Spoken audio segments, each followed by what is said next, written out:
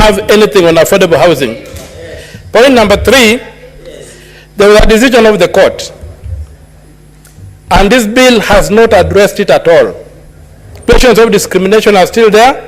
Questions of violating the Constitution are still there.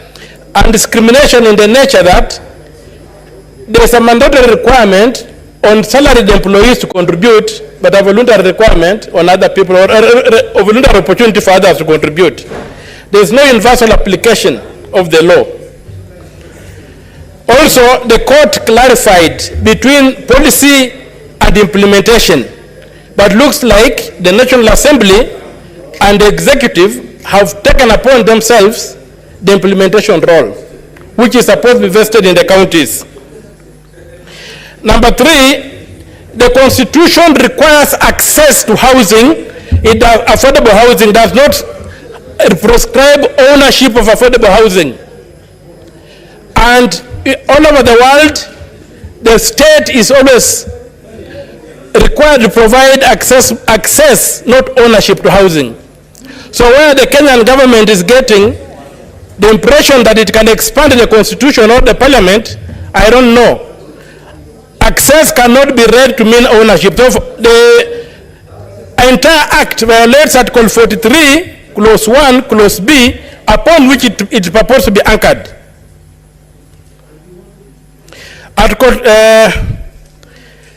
it's also an arbitrary denial of arbitrary deprivation of property from the salaried employees to demand that they should part with salaries in a forcible fund.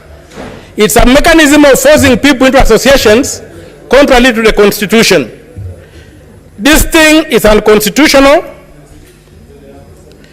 and it will remain unconstitutional whatever color it takes, whatever shape it takes, whatever test it takes. It's unconstitutional. And finally, it's most unfortunate that we are debating an important bill and members are given only 4 minutes.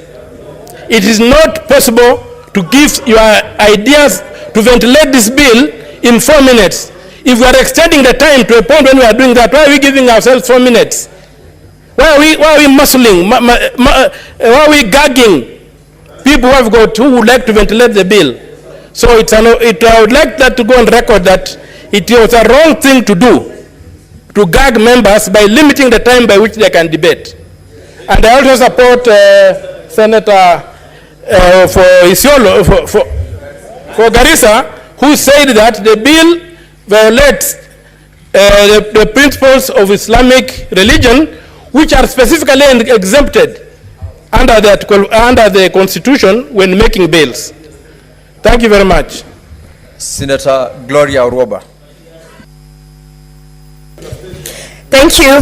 Thank you, Mr. Speaker. I want to proudly support the affordable housing, Mr. Speaker, and not just because it creates jobs for the youth.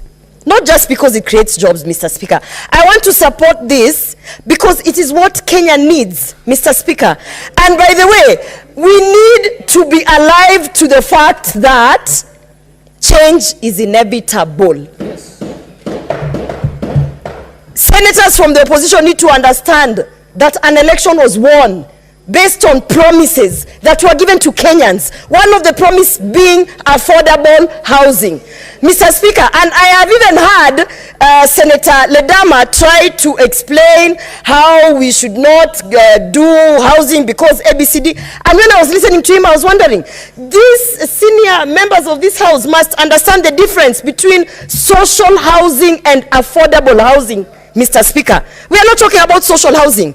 Whatever Senator Ledama was trying to talk about was social housing. And Mr. Speaker, when the Kenya Kwanza government is done with affordable housing successfully, then we are going to move now to deal with the issue of social housing, because even that is necessary. So, Mr. Speaker, as I support this affordable housing bill, I must say again and again and again, change is inevitable and development will be brought to Kenya by force, by fire. And if there is anybody who is going to ensure that this country moves to where it needs to go, Mr. Speaker, I want to tell every member in this house that it is His Excellency William Samoei Ruto. because he is the commander-in-chief, and I can tell you, Mr. Speaker, today being we are from the Women Caucus, Mr. Speaker. I can tell you that the men who are opposing this affordable housing, half the time they are not even at home. They do not understand the deplorable houses that they are living. All the women who they have children with out there, Mr. Speaker. As a woman who is here in this house, Mr. Speaker, we want to live in conditions that are befitting for us women. So we are tired of living in the slums, and we are tired of you people just sending your baby mamas left, right, and center and coming to the house to fight affordable housing. Mr. Speaker, the president has the interests of all women at heart, and this is why when I support this bill, I want to say that I'll be at the front of that list to ensure that women are being prioritized, those women in the slums, those women who do not have any form of dignified living, Mr. Speaker. So I support this bill, and I urge Senator Ladama to go and read the difference between social housing and affordable housing. Thank you. Senator Okiya Eddie.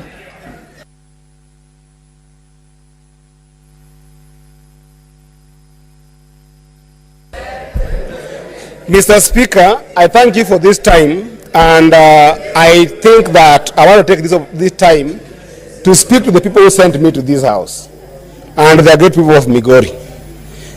The people of Migori, I want to report to you that in the National Assembly, 2 MPs of Kenya Kwanza, just in this past weekend, went to their villages and chased KRA officials away, opposing a bill on taxation and finance bill that they so much championed for. And I'm telling the people of Migori that I'm in a Senate today that I can see the same trend of people standing to support what is wrong. And I can assure the people of Migori that I want to stand with you, telling you that the way the structure of this bill is, I cannot support it. More importantly, the way the debate around this bill is being rushed in this house, the way it is being forced in the throat of you, the people of Kenya today in this house, we are being given 4 minutes to be able to discuss this bill. We have been forced to extend the house without participating in the conversation about that particular motion, the people of Migori. I am telling you that this is why, even during Moi days, the repealing of Section 2A came about. We are going to the dictatorial times of Moi, and it's not only happening at the